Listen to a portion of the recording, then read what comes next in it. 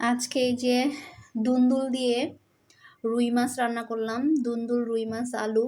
আর এখানে আগের একটু শাক ভাজি ছিল, ওইটা মূলা শাক ভাজি। আর এখানে হচ্ছে কি বলে, ওল বলে, ওলের আলু যেটা, ওইটা দিয়ে এটা কি মাছ, এটা ভাটা মাছ না কি মাছ জানি বলে, যাই হচ্ছে এটাকে আমি চিনতে পারতেছি না। এটা দিয়ে রান্না করা হলো। আর আর এখানে দেশি মুরগি আলু দিয়ে একটু ঝোল, হালকা ঝোল করে রান্না করলাম।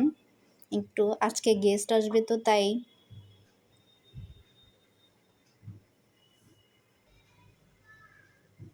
আর এখানে একটু সেমাই করেছি, দুধের সেমাই, সম্পূর্ণ দুধ দিয়ে সেমাইটা করা হয়েছে। আর এখানে ডাল করেছি টমেটো দিয়ে, একটু হালকা ভুনা ভুনা করে ডাল করেছি।